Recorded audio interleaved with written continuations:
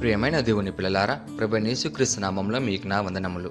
ఈరోజు దేవుని వాక్యాన్ని మనం ధ్యానించబోతున్నాం. మన జీవితంలో సమస్యలు, శోధనలు, కష్టాలు వచ్చినప్పుడు మనం ఎలా స్పందించాలి, దేవుడు మనకేం చెప్తున్నాడు అనే విషయాన్ని ఈరోజు తెలుసుకుందాం. ఈరోజు దేవుని వాగ్దానము యాకోబు 1:3. యాకోబు 1:3 వాక్యం ఇలా ఉంది: మీరు నానా విధములైన శోధనలో పడినప్పుడు అది మహా ఆనందమని ఎంచుకొనుడి అని. ప్రియమైన సహోదరి సహోదరులారా, ఈ వాక్యంలో దేవుడు ఒక ఆశ్చర్యకరమైన విషయాన్ని చెప్తున్నాడు. మనకి శోధనలు, కష్టాలు వచ్చినప్పుడు మనం సాధారణంగా బాధపడతాం, దేవుని అడుగుతాం, ఎందుకు నాకు ఇలా జరుగుతుంది అని. కానీ దేవుని వాక్యం చెప్తుంది, శోధనలు వచ్చినప్పుడు దుఃఖపడకుండా వాటిని ఆనందంగా స్వీకరించండి అని. ఎందుకంటే శోధనలు మన విశ్వాసాన్ని పరీక్షిస్తాయి, అవి మనల్ని ఆత్మీయంగా బలపరుస్తాయి. దేవుడు మన జీవితాన్ని మెరుగుపరచడానికి వాటిని ఉపయోగిస్తాడు. అంటే శోధన అంటే శాపం కాదు, అది దేవుని శిక్షణ. దీనికి ఒక గొప్ప ఉదాహరణ పౌలు జీవితం. పౌలు జీవితంలో శోధనలు, బాధలు, కష్టాలు నిండి ఉంది. అయినప్పటికీ ఆయన విశ్వాసం ఎప్పుడూ తగ్గలేదు. దేవుడు ఆయనను ఎలా ఉపయోగించుకున్నాడో కొన్ని ముఖ్యమైన సంఘటనలు చూద్దాం.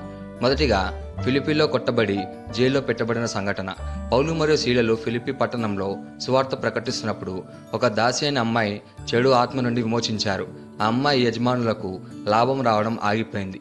అందుకే వారు కోపంతో పౌలు సీలలను పట్టుకొని ప్రజల ముందుకు తీసుకుని కొట్టారు.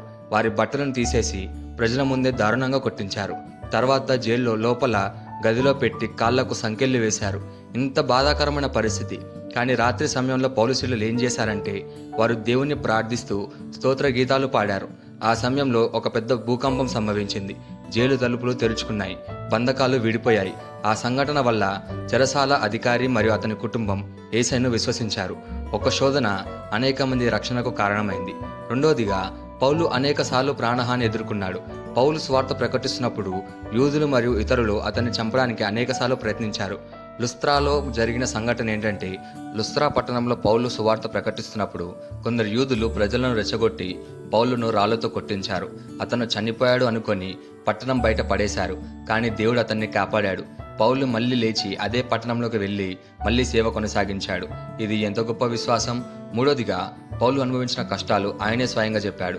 పౌలు తన జీవితంలో కష్టాలను ఇలా వివరించాడు: అనేక సార్లు కొట్టబడ్డాను, 3 సార్లు కఠినంగా కొట్టబడ్డాను, ఒకసారి రాళ్లతో కొట్టబడ్డాను, 3 సార్లు నౌక ప్రమాదంలో పడ్డాను, ఆకలి, దాహం, చలితో బాధపడ్డాను అని.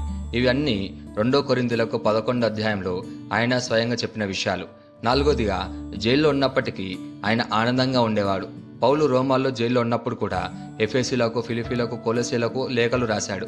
ఫిలిప్పీలకు లేఖల్లో ఆయన ఇలా చెప్పాడు: ప్రభువులో ఎల్లప్పుడూ ఆనందించుడు అని. జైల్లో ఉన్న మనిషి బయట ఉన్న వారికి ఆనందంగా ఉండమని ప్రోత్సహించడం చాలా ఆశ్చర్యకరమైన విషయం. ఈ సంఘటన మనకు నేర్పేది ఏంటంటే, పౌలు జీవితాన్ని చూస్తే మనం గ్రహించేది, శోధనలు దేవుని సేవకులు కూడా వస్తాయి. కష్టాలున్నాయంటే దేవుడు మనతో లేడని కాదు. శోధనల మధ్య కూడా దేవుణ్ణి స్తుతిస్తే దేవుడు గొప్ప కార్యాలు చేస్తాడు. పౌలు బాధలను చూసి వెనక్కి తగ్గలేదు. అతను ఇలా అన్నాడు: నేను ఎప్పుడు బలహీనుడనో అప్పుడే బలవంతుడను. కనుక క్రీస్తు నిమిత్తం నాకు కలిగిన బలహీనతల్లోనూ, నిందలోనూ, ఇబ్బందుల్లోనూ, హింసలలోనూ, ఉపద్రవంలోనూ నేను సంతోషించుచున్నాను అని 2 కొరింథీయులకు 12:10 ఉంది. అంటే మన బలహీనతలో దేవుని శక్తి స్పష్టంగా కనిపిస్తుంది.